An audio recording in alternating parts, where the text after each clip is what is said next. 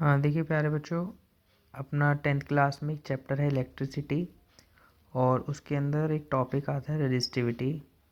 तो जैसा कि आप लोग देख रहे हैं क्वेश्चन, ये हमारा रेजिस्टिविटी से रिलेटेड क्वेश्चन है जो कि बोर्ड और प्री बोर्ड दोनों के लिए इम्पोर्टेंट क्वेश्चन है।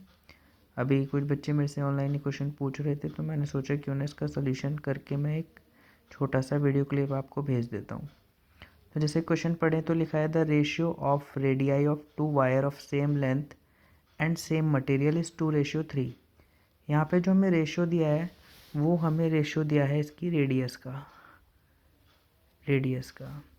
तो जो वायर 1 है उसकी रेडियस को 1 मान लो और जो वायर 2 है उसकी रेडियस को 2 मान लो। तो उसका जो रेशियो दिया है वो हमें दिया है 2:3। अब दोनों का रेशियो देके आगे बोल रहा है what will be the resistance of second wire. हमसे पूछ रहा है सेकेंड वायर का रेजिस्टेंस, यानी कि R2 की वैल्यू पूछ रहा है और R1 हमें दे रखा है क्वेश्चन में कितना, 4.5 ओम। तो आपको कंफ्यूज नहीं होना, रेडियस वाले आर को स्मॉल आर से मान लेंगे और जो हमारा रेजिस्टेंस वाला आर है वो कैपिटल आर हो जाएगा।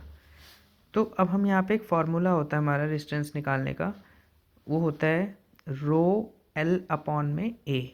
रो का मतलब है यहाँ पे रेजिस्टिविटी, एल है यहाँ पे हमारा लेंथ, ए फॉर एरिया।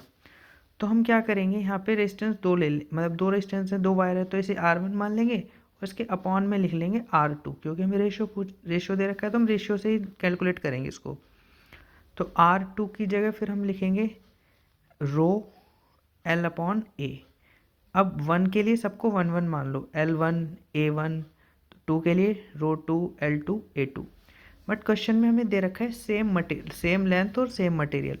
तो सेम लेंथ और सेम मटेरियल का मतलब है कि जो रो 1 है वो बराबर होगी रो 2 के, तो इसका मतलब मैं इसको रो मान लेता हूँ। और लेंथ भी सेम है तो यानी कि L1 is equal to L2 और ये हो गया L।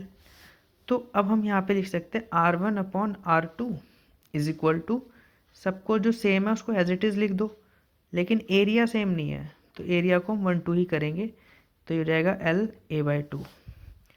रो से रो कैंसिल, L से L कैंसिल, तो R1 अपॉन R2 जो आएगा वो उल्टा हो जाएगा, यानी कि A2 अपॉन A1।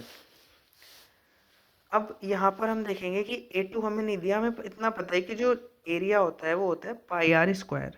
तो A2 के लिए R2 का स्क्वायर कर देंगे और A1 के लिए R1 का स्क्वायर कर देंगे, पाई से पाई कैंसिल हो गया।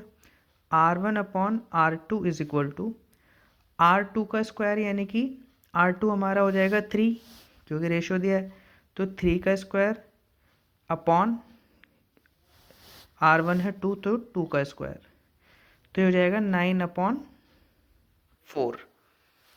अब R1 की वैल्यू हमें दे रखी है क्वेश्चन में, तो मैं लिखेंगे 4.5 upon R2 is equal to 9/4।